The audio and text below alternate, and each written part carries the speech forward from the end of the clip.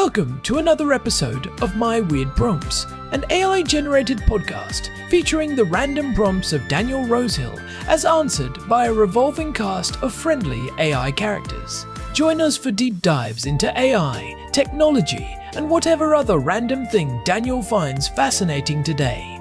Subscribe on Spotify or your favorite podcatcher. Now, today's episode. My Weird Prompts is an AI-generated podcast produced by Daniel Rosehill, a verified human with documentation to prove it. While every effort is made to ensure our AI hosts draw from credible sources and run on cutting-edge models, they do occasionally make things up with alarming confidence.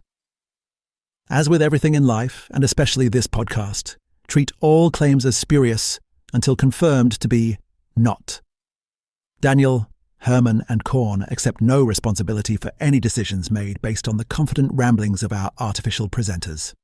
Now, today's episode. Hey there, Herman and Corn. So I'm really enjoying listening to your latest episodes. I send in my prompts in the morning when you might hear our son Ezra fussing in the background. And then I look forward, I run them on my, my local computer, currently trying to get a Telegram bot running, but for the moment, this is it. And then I come back in the evening and they're on Spotify for me to listen to. So it's a lot of fun hearing these. So I have one question that usually most of my curiosity questions for AI come from things I've seen in the news, as we talked about in a recent episode. And something that I came across recently mentioned in the news was that Google is retiring its dark web monitoring service, which I have to be honest, I didn't even know Google had such a service. But it gets us to the topic of the dark web, the very menacing and strange sounding dark web. Now, I know a few things about the dark web from having done a little bit of work for a software company that its pitch is kind of this. It's monitoring the dark web, and it's something you'll see a lot in commercial software. Brands want to know if they're being discussed. Security software, people want to know if they're being mentioned on the dark web. And from practical use, I know the dark web is very associated with Tor. You need a special browser, and the URLs are themselves different. They're .onion, unless it's changed since I last used it. But that's about kind of where it goes. I don't have any practical use for the dark web, as I guess probably the majority of people don't. So it just remains this kind of mysterious and elusive force. But one thing that I've never understood is why these services for dark web monitoring have to exist. And I think the answer is that you can't index the dark web. And when you ask the next question, which is why can't we index the dark web? You say, well, hang on a second. How do we index the regular internet? How does Google just kind of go around discovering what's out there? And is Google limited, or is it a pretty good reflection of what's on the internet? So that's where I'd like to kind of kick off in today's discussion regarding indexing the dark web. Why is it so challenging that it seems to require these kind of specialist services to just kind of know what's out there? And for the internet, the general internet, if I go and create a website and I don't do anything, special, like create a robots.txt saying that Google or whatever can't get there. And that's another thing that I'm curious about. That's just an instruction, and bots don't really have to. There's no web police enforcing that. So just on the regular internet, how does everything get discovered and mapped if it does? And why is the dark web inherently more challenging? And after Google stops offering this dark web monitoring thing, if your average person wants to know, hey, is someone posting my social security number on the dark web? Do we have to sign up for these kind of specialized dark web monitoring tools now? Or is it really a threat that for most people is kind of not something that they should be spending time worrying about? I'd love to hear your response. Corn and Herman, thank you guys. Hello and welcome to My Weird Prompts. I am Corn and I am so glad you joined us today. I am feeling particularly relaxed, even for a sloth, but we have a topic that is anything but slow today. Our producer Daniel Rosehill sent us a prompt that really gets into the guts of how the digital world works. It is all about the dark web, Google retiring their monitoring services, and how we actually find things in the vast ocean of the internet. Greetings, everyone. I am Herman Poppleberry. Yes, I am a donkey. And yes, I have already done the heavy lifting of researching this topic before we even hit record. Google recently announced it is moving its dark web monitoring features out of the standalone Google One app and folding them into the Results About You page. Essentially, they are changing how they track your leaked data. But it raises a much larger question about what the dark web even is, and why a giant like Google cannot just crawl it the way they crawl a recipe blog or a news site. Right, because when I think of Google, I think of them knowing everything. If I lose a sock, I almost expect Google to have a map of where it went. So if they are the kings of search, why is the dark web this mysterious black box for them? Is it just that they are not invited to the party? Well, it is not just about an invitation, Corn. It is a fundamental difference in architecture. To understand why the dark web is hard to index, you first have to understand how Google maps the regular internet or the surface web. Google uses these automated programs called spiders or crawlers. They start with a list of known web addresses and follow links. Think of it like a massive game of connected dots. If page A links to page B, the spider follows it, indexes the content, and moves on. Okay, so it is like a digital trail of breadcrumbs. But surely the dark web has links too. I mean, people have to get around down there somehow. See, that is where you are oversimplifying it. I knew you would. The dark web operates on overlay networks like Tor, which stands for the Onion Router. On the surface web, your browser says, hey, take me to this IP address. It is direct. On the dark web, everything is encrypted in layers like an onion and routed through multiple nodes to hide the identity of the server and the user. You cannot just crawl that because many of these sites do not want to be found. They do not link to each other in a public way. But wait, I have heard of dark web search engines. If they exist, why can't Google just do what they do, but, better? Because Google has billions of dollars and a lot of very smart people in hoodies. I think you are missing the scale of the problem. Search engines on the dark web like Torch or Amia are incredibly limited. They only know about a site if the owner manually submits it, or if it happens to be mentioned on a few public directories. Most dark web sites are ephemeral. They pop up, sell some stolen data or illicit goods, and vanish within 48 hours. Google's entire business model is built on stability and relevance. Indexing a site that will be a 404 error by Tuesday afternoon is a waste of their computational resources. I do not know, Herman. It feels like you are giving Google a pass. If they can map the entire physical globe with Street View cars, surely they can figure out a way to map a bunch of hidden servers. Is it possible they just do not want the liability? Like, if Google starts indexing the dark web, are they suddenly responsible for showing people where to buy illegal stuff? That is actually a very astute point, even if you stumbled into it. There is a massive legal and ethical quagmire there. But even beyond that, we need to talk about the deep web versus the dark web. Most people use those terms interchangeably, and it drives me absolutely up the wall. Oh boy, here comes the lecture. Everyone, grab your notebooks. It is an important distinction. The deep web is just anything not indexed by a search engine. Your private Gmail inbox is the deep web. Your bank account page is the deep web. Your Netflix queue is the deep web. Google cannot see those because they are behind passwords and firewalls. The dark web is a tiny, tiny sliver of the deep web that requires specific software to access. Google does not index your private emails because that would be a privacy nightmare, and they do not index the dark web because it is technically hostile to their crawling methods. Okay, so if the dark web is this shifting hidden place, how did Google's dark web monitoring service even work in the first place? If they are not indexing it, what were they actually monitoring? They were not actually crawling the dark web in real time like a search engine. What Google and other monitoring services do is more like digital dumpster diving. They partner with security researchers who go into these underground forums and marketplaces. They find dumps of data, millions of usernames, passwords, and social security numbers from big corporate hacks, and they bring those databases back to the surface. Google then checks if your email address is in those specific stolen databases. So it is less like a security guard patrolling a dark alley and more like a guy checking the lost and found bin at the police station?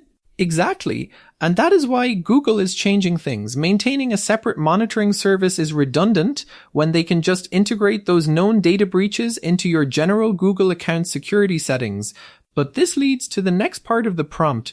Is Google's index actually a representative reflection of the internet?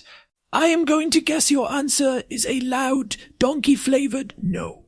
Correct. We think of Google as the library of everything, but it is actually more like the curated front display of a bookstore. It is estimated that Google indexes less than 5% of the total data on the internet. Between the deep web, the dark web, and the sheer volume of unlinked data, we are only seeing the tip of the iceberg. That is actually a bit terrifying. We base our entire worldview on the information we can search for, but 95% of the digital universe is invisible to us. I feel like I am living in a bubble. You are, we all are, and it is not just hidden data, it is how Google chooses what to show you.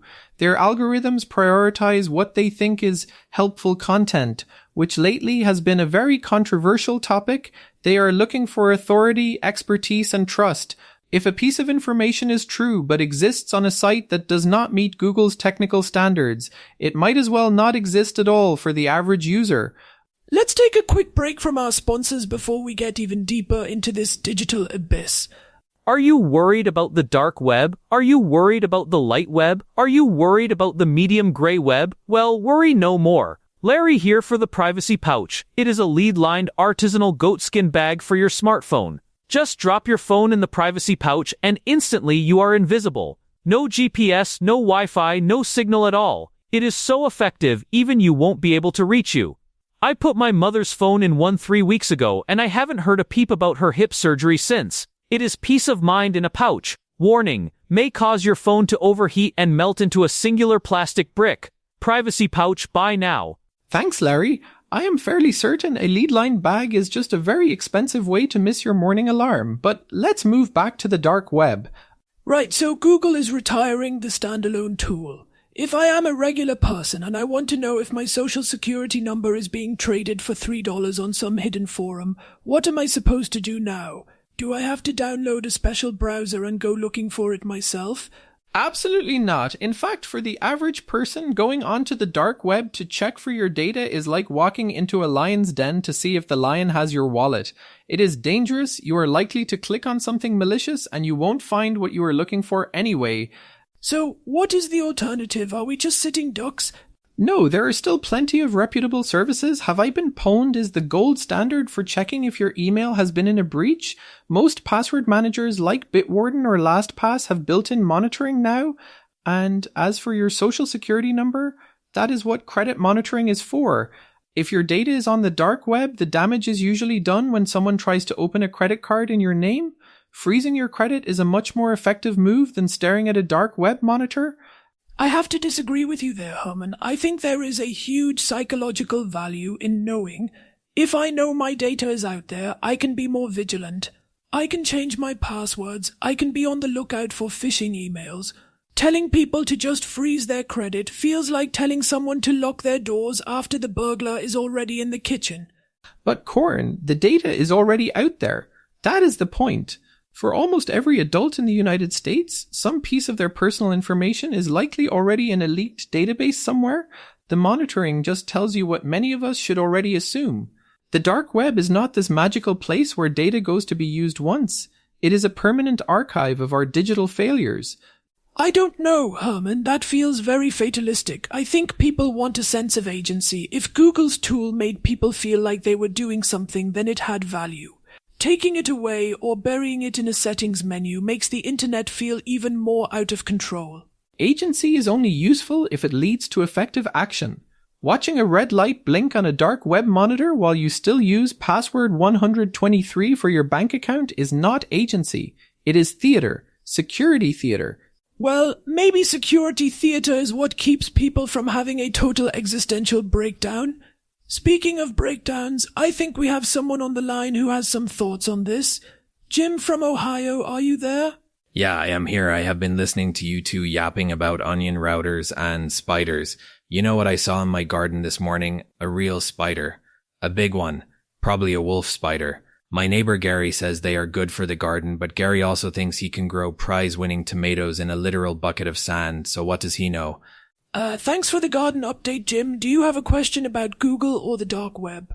I have a statement. This whole thing is a scam. Google retiring a tool, they probably just found a way to charge us for it later. And this dark web stuff, back in my day, if someone wanted to steal your identity, they had to go through your actual trash. Now you're telling me they can do it from a basement in another country? I don't buy it. It sounds like something made up to sell those lead bags that Larry guy was talking about. Jim, I assure you the threats are quite real. Data breaches happen to major corporations every single month.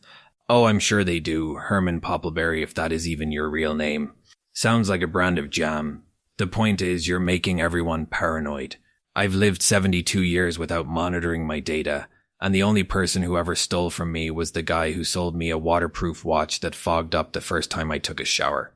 Also, it's raining here in Ohio. Again, my gutters are overflowing because I haven't cleaned them. Jim, don't you think it's better to be informed? If your social security number was being sold online, wouldn't you want to know? What am I going to do about it? Call the internet police? There ain't no internet police. You just change your phone number and move on with your life. You two spend too much time worrying about things you can't see.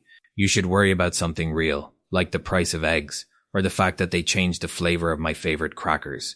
They taste like cardboard now. Cardboard. Well, Jim, while I disagree with your assessment of the threat level, I suppose there is some wisdom in not letting it consume your every waking thought. Whatever, I'm gonna go poke that spider with a stick. You guys have fun in your digital onion. Goodbye. Thanks for calling, Jim. He's a handful, but he does bring up a point that was in the prompt.